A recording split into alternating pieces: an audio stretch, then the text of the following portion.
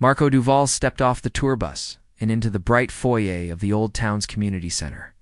He carried his black leather case with care, the brass clasps gleaming under the chandelier lights. People bustled around him, greeting each other by name, smiling at the famous pianist who had traveled from a great city to give a special charity recital.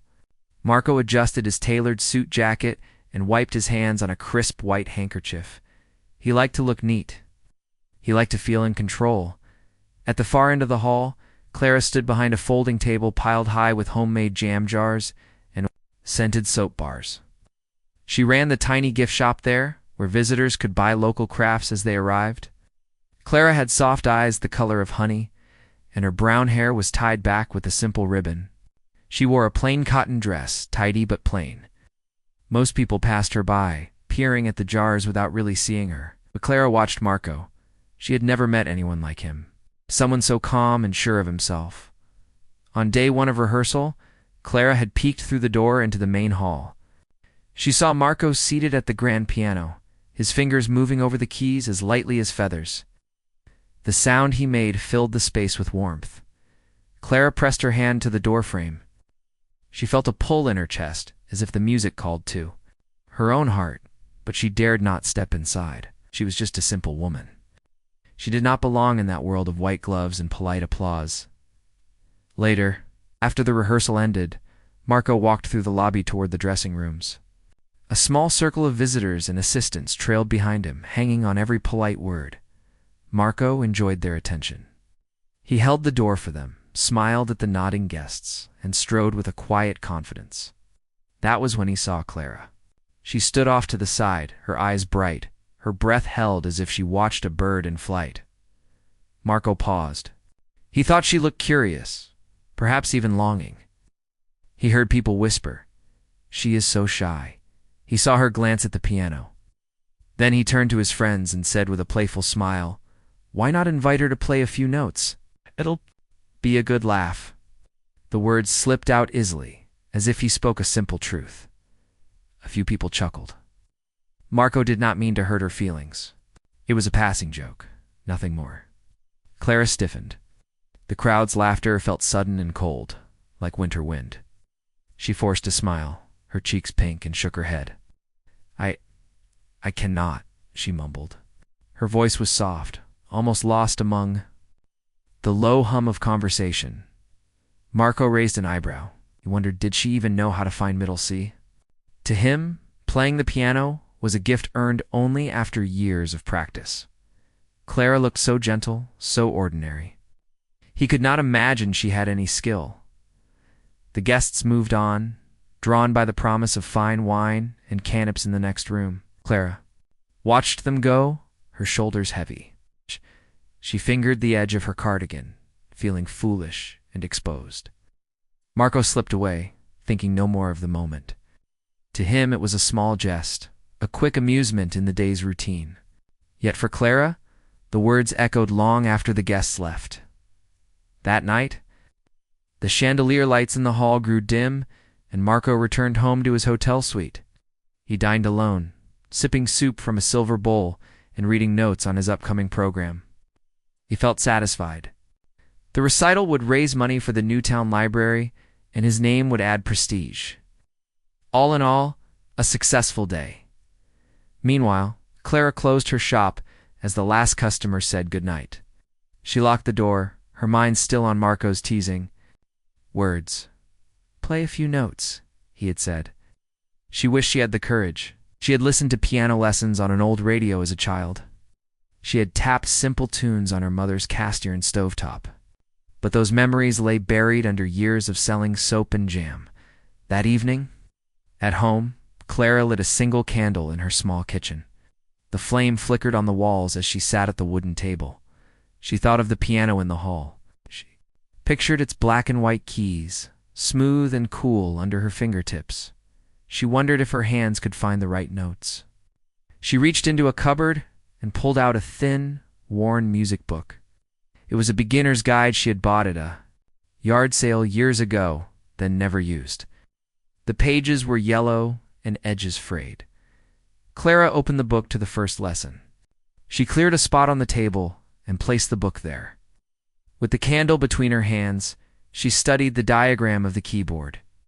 She traced her finger over the pictures of middle C and G. Her heart beat fast. She did not know if she could do it, but she knew she wanted to try. She hummed a simple tune from her memory and tapped it on the table. Her neighbors might hear her if they listened. She spent the whole night turning pages, learning how to read the notes. She whispered the names of the keys. She imagined she sat before the grand piano. She practiced the first melody again and again until her finger moved smoothly on the wooden table. At dawn, she closed the book and blew out the candle. She felt a spark inside her chest, a tiny flame of hope.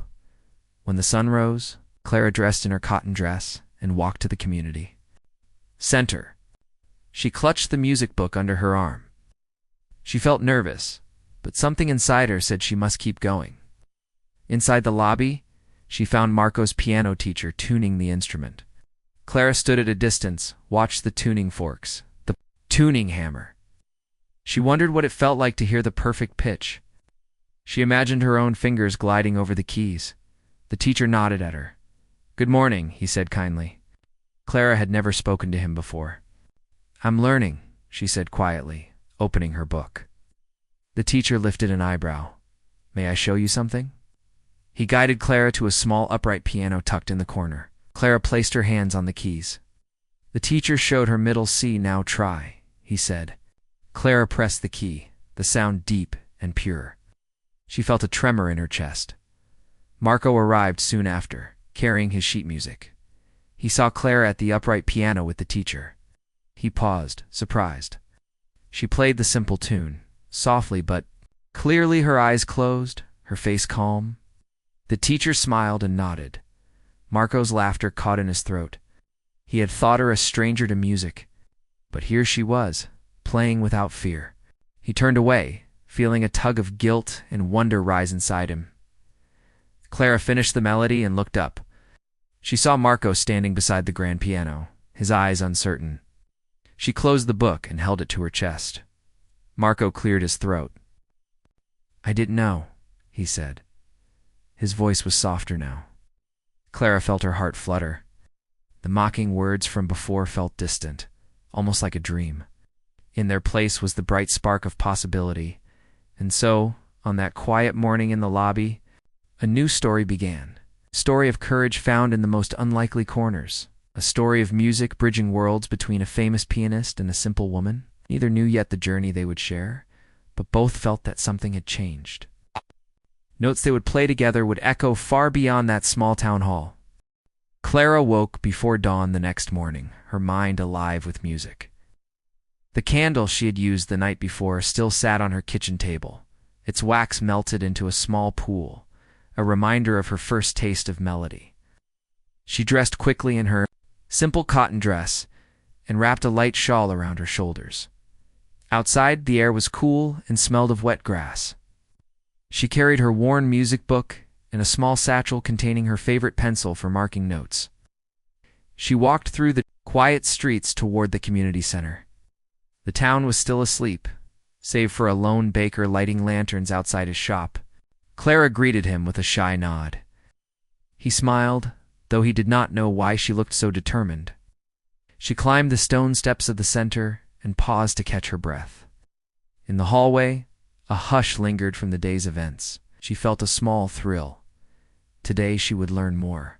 Inside, she found Mr. Lawson, the music teacher, already at the upright piano. He looked up, his gray hair falling into his thoughtful eyes. "Good morning, Clara," he said. "I see you came early." Clara nodded, her cheeks warm. I want to learn," she whispered. The teacher patted the piano bench. "Sit then. Let's continue where we left off." Clara unbuttoned the book and opened it to the page marked with her pencil. She placed her fingers on the keys as Mr. Lawson guided her hand to the notes. He showed her how to move her wrist gently and how to count the beats. Clara struggled at first. Her fingers stumbled, and she lost her place in the music. But Mr. Lawson encouraged her with soft words. "Again," he said, slow and steady. She tried again. This time her hands were steadier. The tune flowed, simple and sweet. She watched her fingers on the keys, amazed that they could make such sounds. She finished. Mr. Lawson nodded and smiled broadly. "Very good, Clara. You are improving already." Clara felt a warmth spread through her. She closed her eyes and let the last note linger in her mind. "Thank you," she said softly, gathering her book. She tucked it under her arm and left the room, her heart light. She spent the morning helping at the shop, greeting the few visitors who arrived early.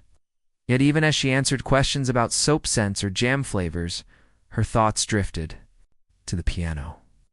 At lunchtime, she ate a simple sandwich beneath an oak tree, her music book beside her. She hummed the melody she practiced, imagining how it might sound in the big hall with the grand piano. After lunch, Clara returned to the community center. This time she went to the main hall, where Marco Duval had his rehearsal. She peeked through the door and saw him seated at the grand piano. His back was straight, and his coat looked as fine as ever. He played a piece by Chopin, and the room filled with flowing chords. Clara pressed her hand to the doorframe and listened, her heart swelling. She closed her eyes, feeling each soft note wash over her like a warm breeze. When the piece ended, the small audience applauded. Clara stepped back, not wishing to interrupt. She turned to leave, but bumped into Marco's assistant. He gave her a surprised look. "Oh, it's you again," he said politely. "You have an interest in music, don't you?" Clara nodded, her cheeks pink. The assistant smiled kindly and led her to a chair at the side of the stage. "Stay if you like. It's a free show for us here." Clara sat and watched as Marco continued his practice. He moved from one complex piece to another, his fingers flying over the keys. Clara felt both awe and envy. She wondered how long it must have taken him to reach such skill. She thought of her own simple melody and felt a bittersweet tug.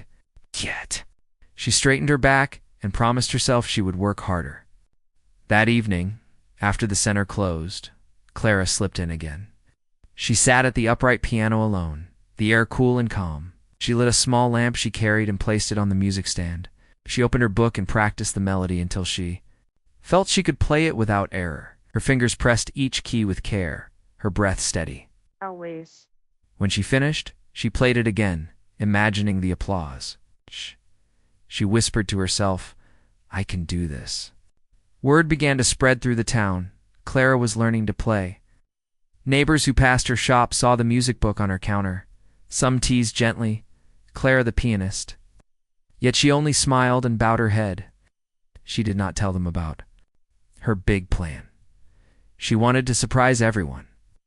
On the third day, Mr. Lawson called her to the piano room. He had a new gift for her, a music stand and a second-hand keyboard on loan from the school. "This will help," he said. "You can practice." At home now, Clara's eyes filled with tears of joy. She hugged the teacher, her hands trembling. She carried the keyboard home, her excitement shining in every step. That night, Clara set up the keyboard in her sitting room. The small instrument took up one corner, and she adjusted its volume so it would not disturb the neighbors. She placed her book on the stand and practiced until late. Her hands ached, but she did not stop. She learned new scales, new chords. She marked each page, writing small notes in the margins, reminders to play softly, to watch the rhythm. The music filled her home, and she felt as if she lived inside a gentle dream.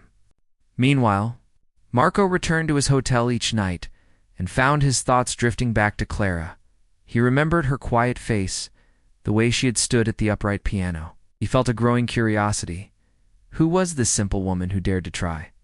He had mocked her at first, never thinking she would go on. Now he felt a strange respect. He told his assistant to keep an eye on her, to let him know if she did more than just practice. On the fourth day, Clara overheard two assistants whispering near the piano room. "I heard she's signing up for the open mic night," one said. "Can you imagine?" the other replied. Clara's heart skipped. She had indeed written her name on the list. She did not know why she had done it. Perhaps it was foolish. Perhaps it was brave. She did not dare change her mind. She returned to her keyboard and played the melody softly, closing her eyes and breathing deeply. That night, Clara found a letter slipped under her door. It was from Mr. Lawson. Inside was a printed program for the open mic event, with Clara's name printed neatly near the top. Below was a note in his careful handwriting: "Believe in yourself. You have more talent than you know." Clara pressed the paper to her heart. She read the words over and over, each time feeling her self-doubt melt away. The next morning, Clara and Mr. Lawson arrived early at the town hall to prepare. Clara carried her keyboard in a special case, and Mr. Lawson helped her set it on the stage. The hall looked different this time. Banners hung from the walls, and rows of chairs faced the small stage. Clara saw Marco standing at the back, his tall figure framed by the doorway. He wore a dark coat and looked serious. Their eyes met, and he nodded curtly. Clara dropped her gaze and set up her music book. When rehearsal began, Clara played her melody one more time in front of Mr. Lawson. He listened, his face unreadable. When she finished, he nodded and said, "You are ready." Clara's hands trembled, but she managed to smile. She had come too far to turn back now. Marco watched from the back of the hall. He had not expected her to go through with this. He saw the way her dress moved as she sat at the keyboard, the way she clasped her hands before she began. He felt his chest tighten. Perhaps he had underestimated her. Perhaps she had more courage and talent than he would have guessed. He folded his arms and prepared to see for himself what would truly happen. Clara woke early, her heart pounding like a distant drum. Today was the day of the open mic event. She dressed carefully, smoothing her shawl over her shoulders and tying her hair with the same simple ribbon she had used each morning. In her satchel, she carried the small pencil she used for marking her music, along with a scrap of paper on which she had written the words C. Malik. She did not want anyone to know it was her, the village shopkeeper, standing on stage. The cool morning air greeted her as she stepped outside her cottage. The sun had not yet climbed above the rooftops, but the sky glowed pale gold. Clara paused to breathe deeply. She heard birds singing in the distance, their notes bright and hopeful. She imagined her own melody joining theirs, soft and steady. She folded her scrap of paper carefully, then set off down the winding path. At the town hall, chairs had been arranged in neat rows facing the small wooden stage. A simple microphone stand stood beside a grand piano, though for Clara's performance, she would use her own keyboard. Backstage, performers warmed up. A young boy strummed a guitar, fingers moving confidently across the strings. A middle-aged woman rehearsed a poem, her voice low and solemn. Clara felt a tremor of anxiety as she watched them. She held her keyboard, case closed, and whispered to herself, "I can do this." Mr. Lawson stood by a folding table with the event program. When he saw Clara enter, he gave her an encouraging nod. "They will call you soon," he said softly. Clara swallowed and placed her case on the floor. He helped her open it and set the keyboard on a small stand. The keys gleamed under the stage lights. Clara touched them gently, as though greeting an old friend. Across the hall, near the back, Marco Duval leaned against the wall. His tall frame was easy to spot, even though he had tried to blend into the shadows. His coat was dark, and his hair gleamed under the lights. He watched Clara with narrowed eyes. He had promised himself he would remain impartial, simply observe. Yet he could not help feeling curious, or perhaps uneasy. He had teased her once, yet here she was, brave enough to perform. The hall filled quickly with townspeople. Neighbors arrived in pairs or small groups, chattering quietly. Some held cups of coffee or tea. Someone passed out programs, and people turned the pages, scanning the list of performers. When a neighbor saw Clara's name printed as C. Malik, they whispered in surprise, "Who is that? Sounds like someone important." Clara focused on her music, her hands gripping the edge of the keyboard as the moment drew near. A volunteer stepped onto the stage and tapped the microphone. "Welcome, everyone, to our town's first open mic showcase. We have a variety of talents tonight, from singing to storytelling to music. Let's give our performers warm applause and support." The audience cheered softly. Clara's stomach clenched. She closed her eyes and thought of her first lesson with Mr. Lawson, the feel of her fingers on the upright piano in the lobby. She remembered the sound of her simple melody, how sweet it felt to play. One by one, performers took the stage. Boy with the guitar played a cheerful folk song. The audience clapped politely. The woman recited her poem about the old oak tree by the river. The room grew quiet and respectful. Clara watched from backstage, her breathing slow and steady. Finally, the volunteer announced, "Next, please welcome C. Malik." Clara's breath caught. She looked up at the stage entrance. Mr. Lawson gave her a small thumbs up. Clara took one last deep breath, then lifted her head and stepped into the light. The room seemed to hold its breath as she walked to the center of the stage. The audience recognized her as someone new. A few puzzled looks rippled through the crowd. Clara set her fingers on the keys, her back straight.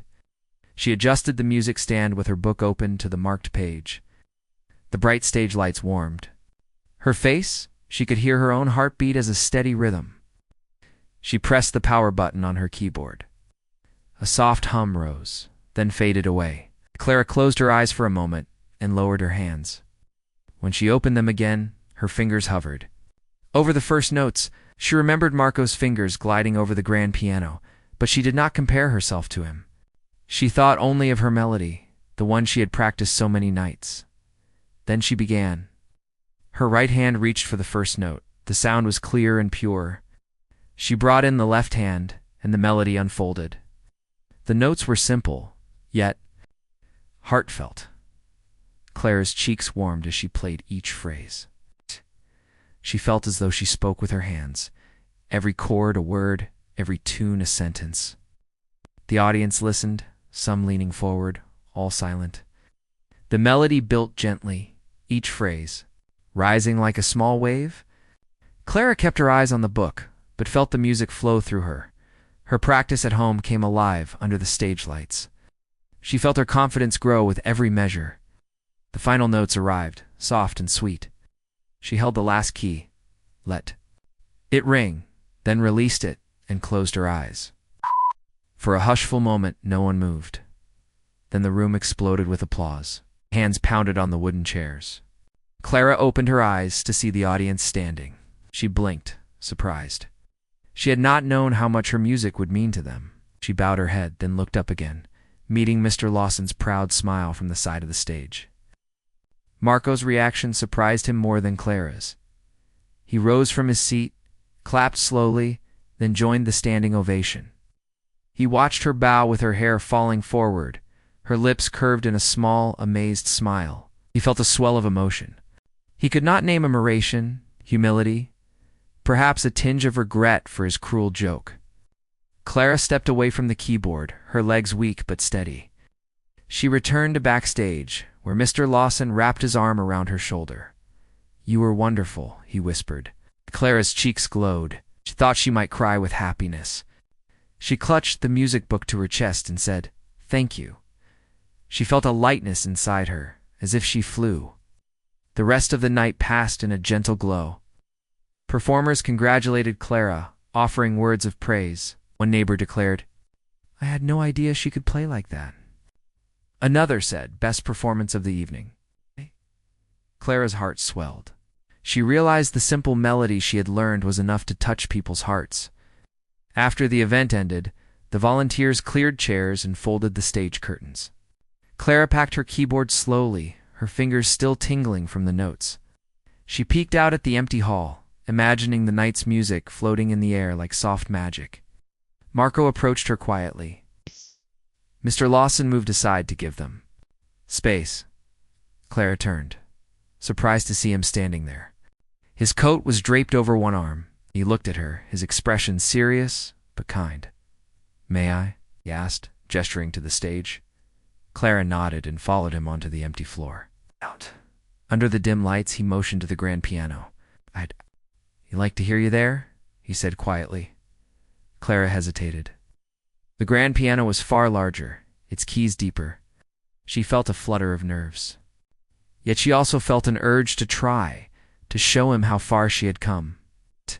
She set her keyboard aside and walked to the big instrument. Marco lifted the lid and sat on the bench. "To play your melody," he encouraged. Clara opened her book and placed it on the piano stand. Her fingers found the keys. The sound was richer, more resonant than her keyboard, and she paused to listen.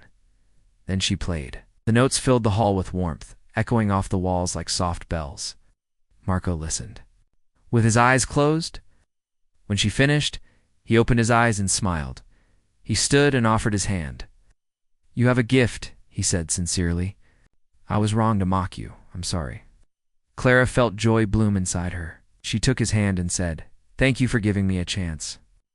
That night, Clara walked home under a sky filled with stars. She carried her keyboard case, but felt as light as a bird. She looked up at the dark sky and thought of the music still ringing in the hall. The simple melody she had learned had carried her far into the hearts of her neighbors, and into the respect of the famous pianist she once feared, and in her heart, she knew this was only the beginning of her journey. As the morning sun rose over the small town, Clara awoke with a flutter in her chest. She remembered Marco's words from the night before. "You have a gift. Will you join me at the charity concert tomorrow evening?" She sat up in bed, holding her pillow close, and smiled. Her simple life had turned into something she could hardly imagine. She dressed carefully, choosing her best cotton dress, the one she had worn for the open mic event. She pinned her hair back with the same ribbon and tucked her music book and pencil into her satchel. At the community center that afternoon, Clara found Marco already at the grand piano. He wore a clean shirt and dark trousers, his hair neatly combed. Despite his usual calm, his eyes held a spark of excitement. When he saw Clara enter, he stood and approached her with a warm smile. "Thank you for coming so early," he said. Clara nodded, her heart racing. "I'm honored," she whispered. Marco gestured to the piano bench. "Let's rehearse our duet." Clara opened her music book to the section where she and Marco would play together.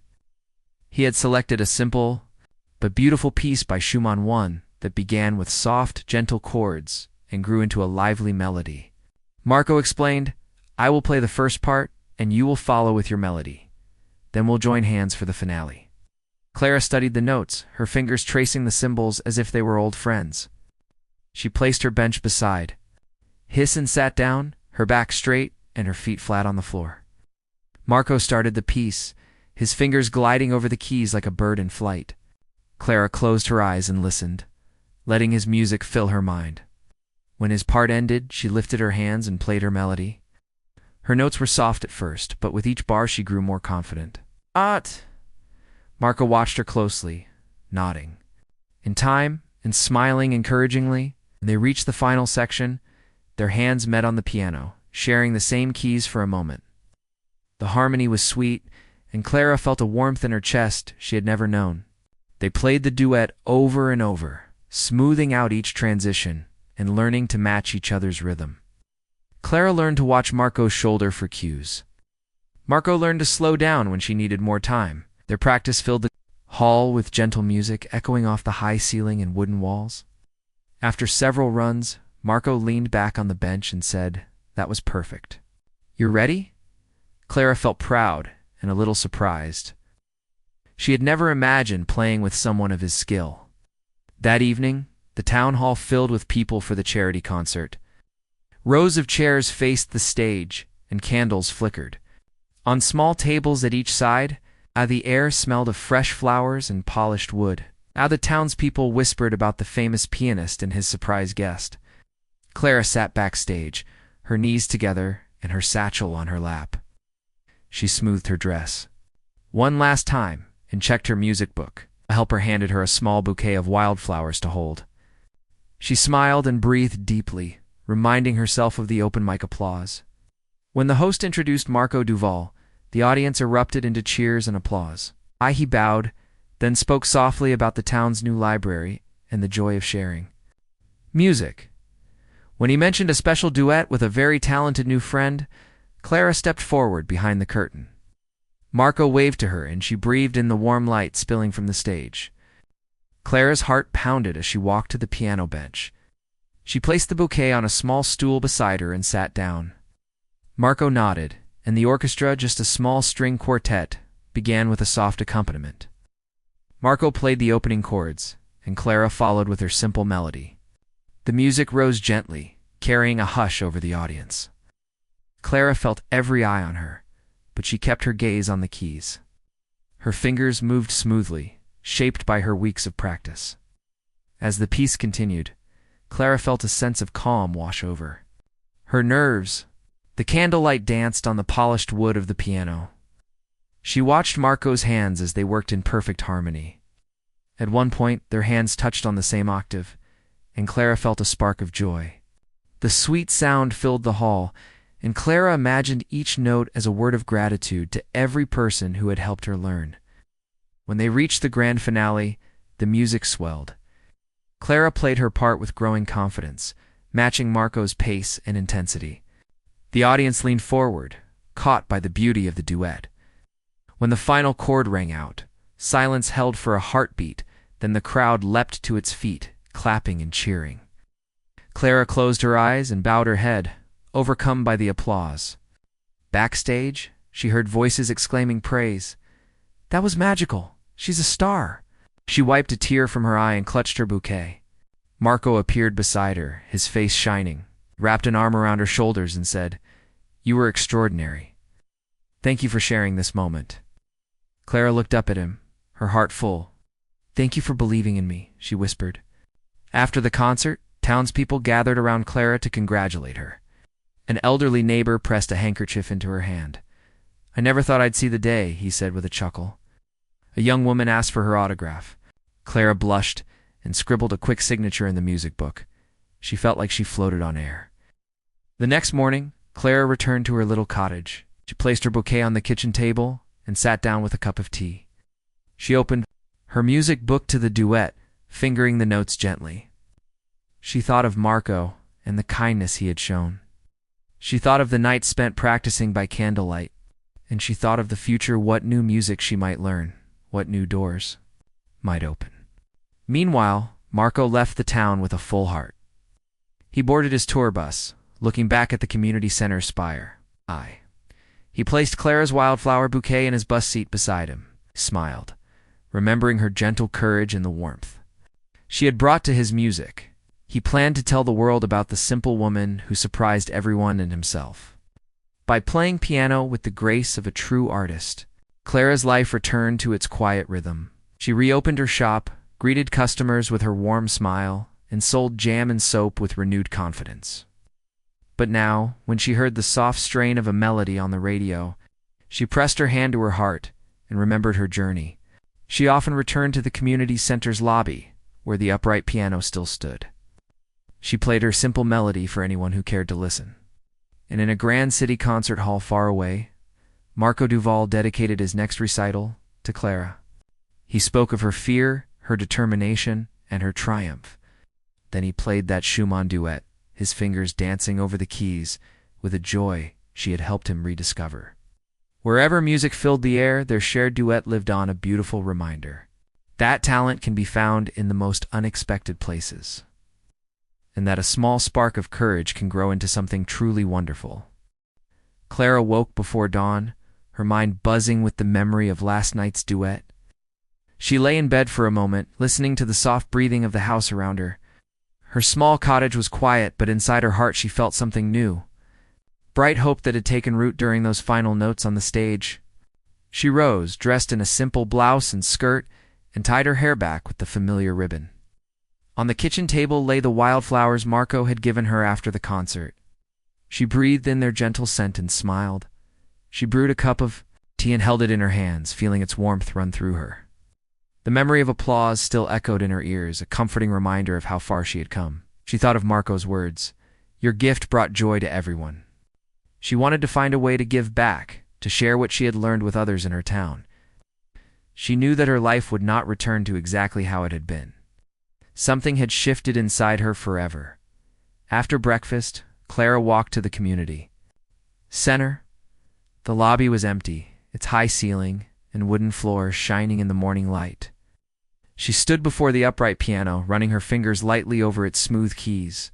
She could almost hear the echoes of her first tunes, awkward and stumbling, and then remember how those notes had grown into something beautiful. She tapped a gentle melody, the one that had started it all. The sound filled the lobby like a soft breeze.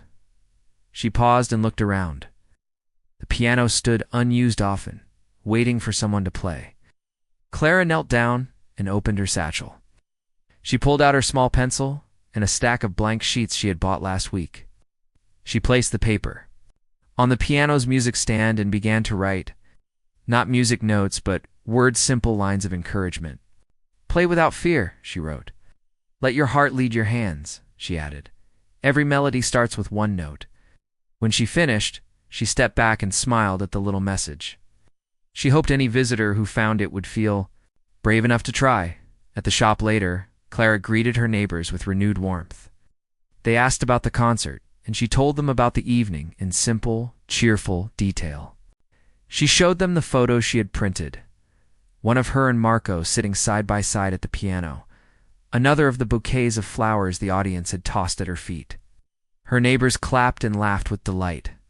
They lined up at her counter for jam and soap, but Clara handed each person a small card she had made that morning. "A note of courage," she explained. "I found it in the piano lobby." By afternoon, word spread about Clara's notes in the community center. Children ran to see the messages, reading them aloud and smiling.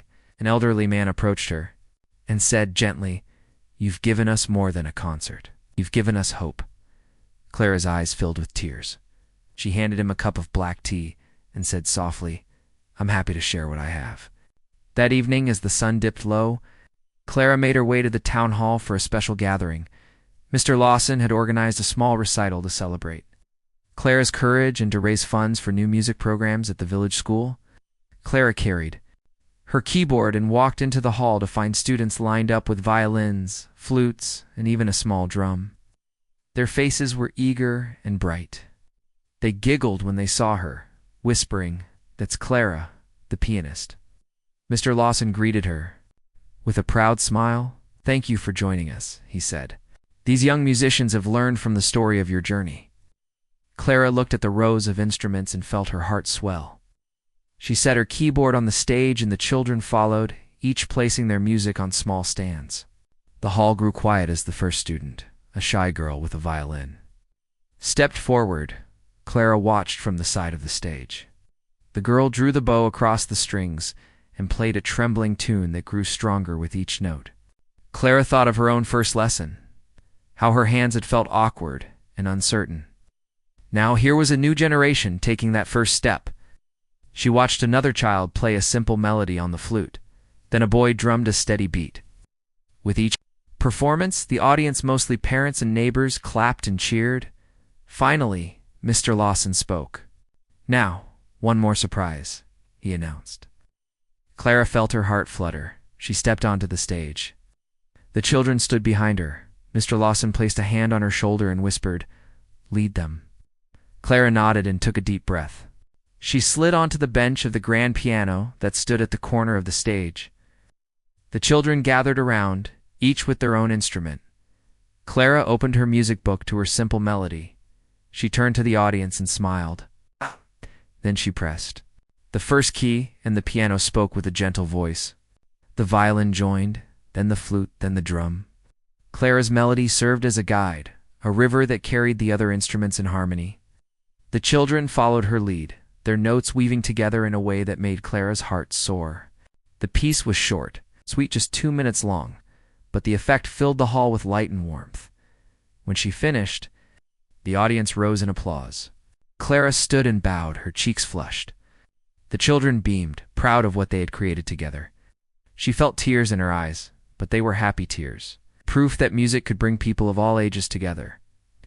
Mr. Lawson joined her on stage, and they took a final bow.